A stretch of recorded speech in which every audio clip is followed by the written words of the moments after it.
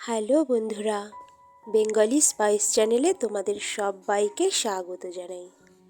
আমার আজকের রেসিপি হলো আলুর পরোটা। তবে এটা আমি তৈরি করিনি, আজকে আমার শাশুড়ি মা তৈরি করেছে।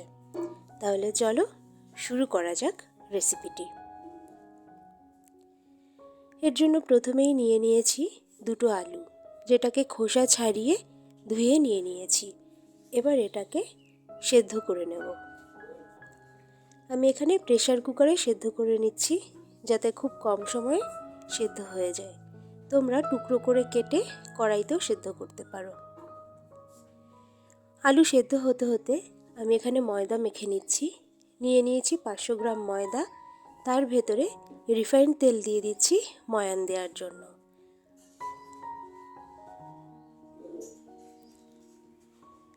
এতে আমি নুনও মিশিয়ে নিয়েছিলাম, যেটা ভিডিওতে ওঠেনি। তারপরে জল দিয়ে, অল্প অল্প জল দিয়ে ভালো করে মেখে নিয়েছে। একবারে কখনোই বেশি জল ঢালবে না, তাহলে কিন্তু ডো খুব নরম হয়ে যাবে। দেখো, ডোটা নরমও না শক্তও না, এরকম মাঝামাঝি ডোটা মেখে নিতে হবে। যত ভালো মাখা হবে পরোটা ততই ভালো হবে, আর ভেতর থেকে আলুগুলো বেরিয়ে আসবে না। মাখা হয়ে গেলে ওপরে একটুখানি রিফাইন্ড তেল দিয়ে মাখিয়ে তারপরে চাপা দিয়ে রেখে দেব।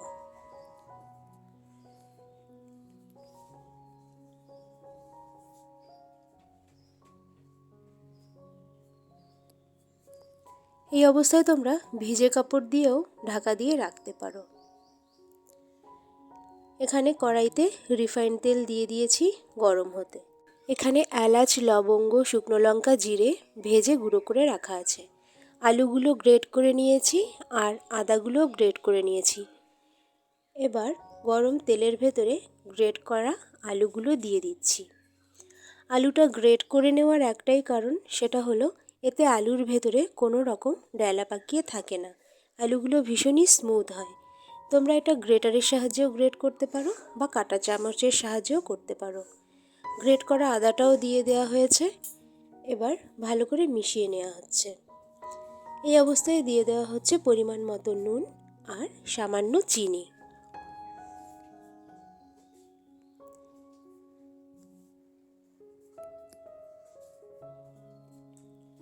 আলুটা ভীষণ ভালোভাবে মিশিয়ে নিতে হবে।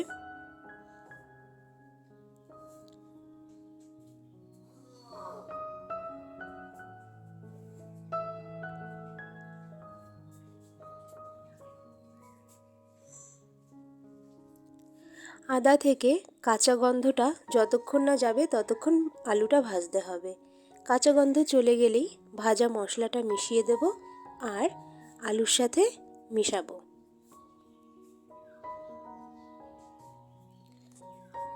আলুর পুর পুরো রেডি। এবার একটা থালাতে নিয়ে নিয়েছি, এটা ঠান্ডা করার জন্য। এটা অবশ্যই ঠান্ডা করে নিতে হবে, না হলে কিন্তু পরোটা ভালো হবে না। এবার দেখো, ডো থেকে লেচি কেটে নেওয়া হচ্ছে।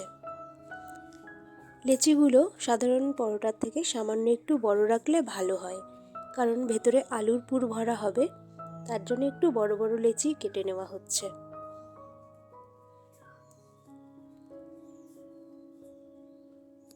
সব লেচি কাটা হয়ে গেছে। এবার পুর ভরা হবে। পুর ভরার জন্য প্রথমে লেচিগুলো হাতে নিয়ে মাঝখান থেকে গোল করে চেপে নিতে হবে। তারপর ভেতরে আলু ভরে দিয়ে মুখটা সুন্দর করে বন্ধ করে দিতে হবে। আর হাতে রেখে ঠিক এইভাবে লেচি বানিয়ে নিতে হবে। দেখো, আর একটা দেখানো হচ্ছে এখানে। প্রথমে এইভাবে নিচু করে নিতে হবে গোল করে। তারপরে আলুর পুরটা ভরে মুখটা ভালোভাবে বন্ধ করতে হবে আর সুন্দর করে হাতের সাহায্যে লেচিগুলো গড়ে নিতে হবে। এভাবে সব কটা লেচি করে নেওয়া হচ্ছে।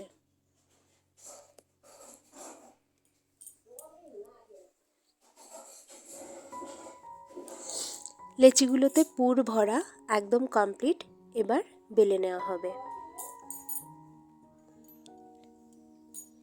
লেচিগুলোতে ময়দা ছড়িয়ে মাঝারি আকৃতির বেলে নেওয়া হচ্ছে। এটা ভীষণ পাতলা করে বেলা যাবে না, তাহলে পুর বেরিয়ে পড়ার সম্ভাবনা থাকে। দেখো কত সহজে হালকা হাতে এটা বেলে নেওয়া হচ্ছে।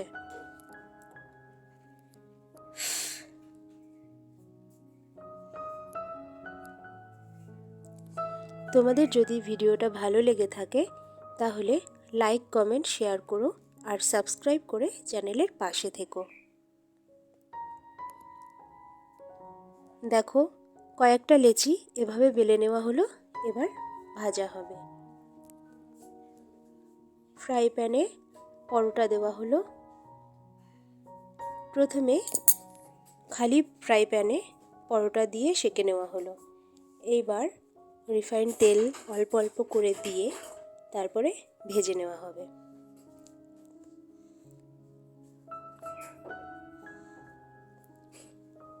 তোমরা চাইলে এটা ঘি দিয়েও ভাজতে পারো, এখানে রিফাইন্ড তেল দিয়ে ভাজা হচ্ছে।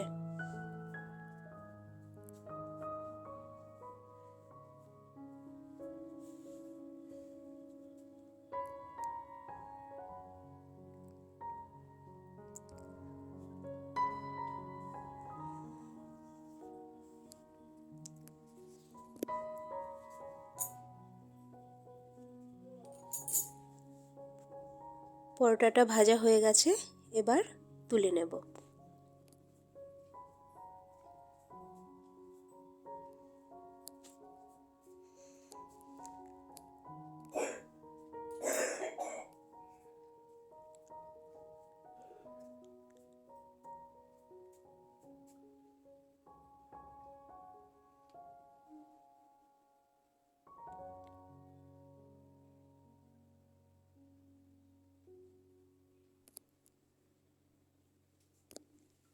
আমার প্লেট রেডি হয়ে গেছে।